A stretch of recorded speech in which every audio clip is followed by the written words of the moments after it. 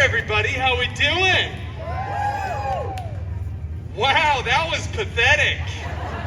Yeah, I think we can do better than that. I said, how we doing?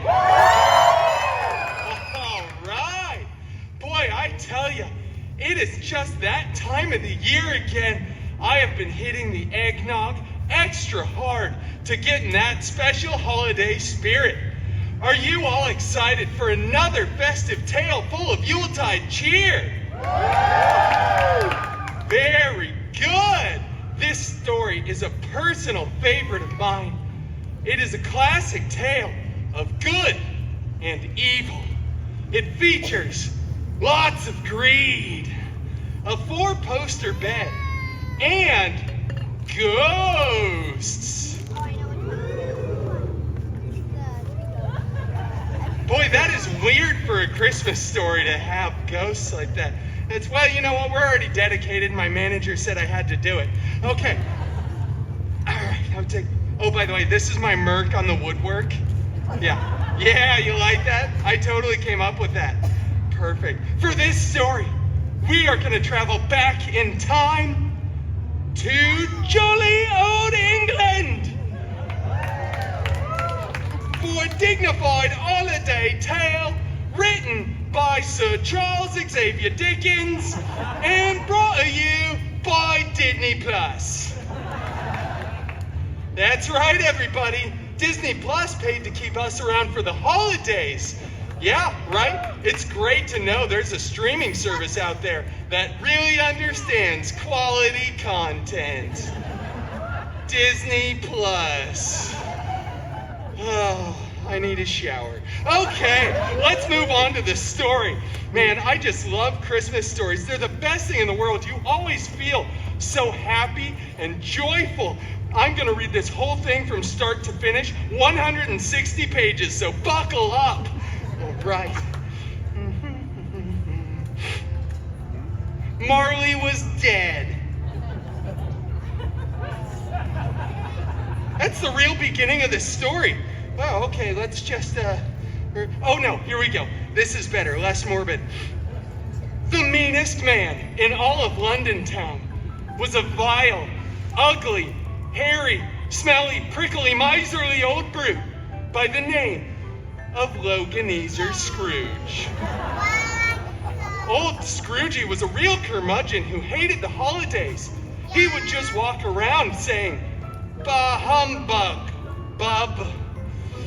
He had a wonderful employee who was attractive and charming and very funny, although a bit of an acquired taste.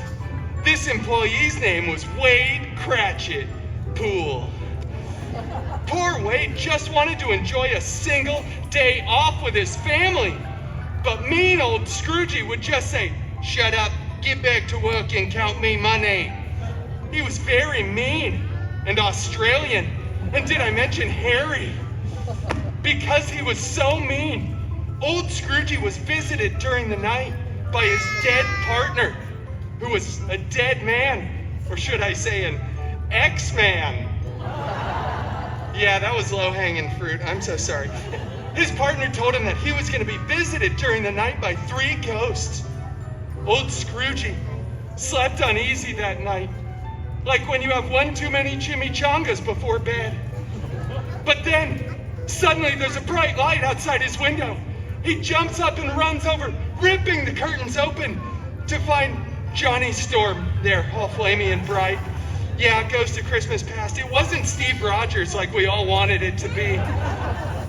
He starts saying a bunch of things, mostly in very foul language, which I am not allowed to repeat here at the Disneyland Resort, registered trademark.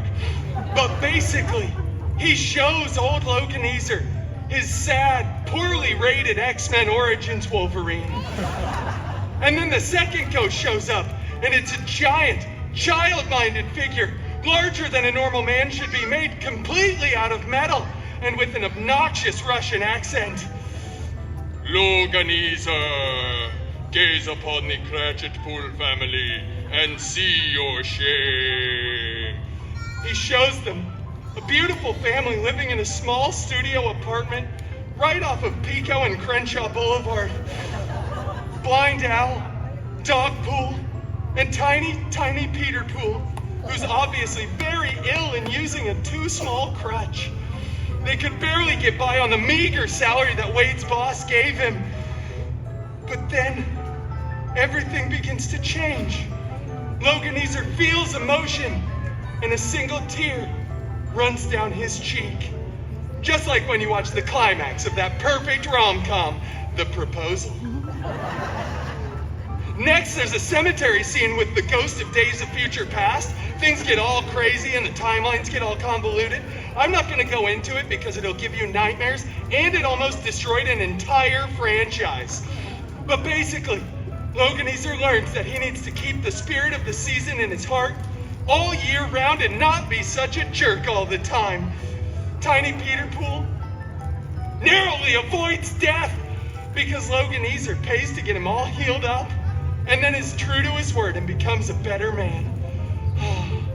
The very end of this story, tiny little Peter Pool runs over to Loganeser, grips him by his masculine inner thighs, and says directly into camera, yeah, straight down the barrel like he never paid attention in acting class. He says, God of thunder bless us, everyone. And there is not a dry eye in the house, and they all live happily ever after.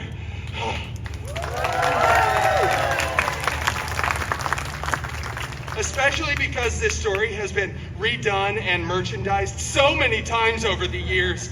This is what we in the biz like to call easy money. That's right. So thank you all so much for joining me for my rendition of the beautiful Christmas Carol. I hope that you enjoyed it. Until next time, make sure that you all stay good this year, because if you are naughty, I'm going to personally come into your home and shove a fistful of coal down your stocking. Happy holidays, everybody!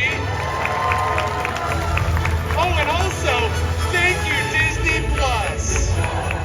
That's right, they pay me every time I say that. So I'm gonna go backstage and watch Disney Plus now.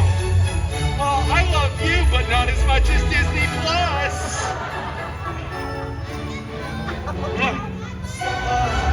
Oh yeah, I love Disney Plus. I'm gonna watch Frozen on Disney Plus, and then Frozen 2 on Disney Plus. I'm such a sellout.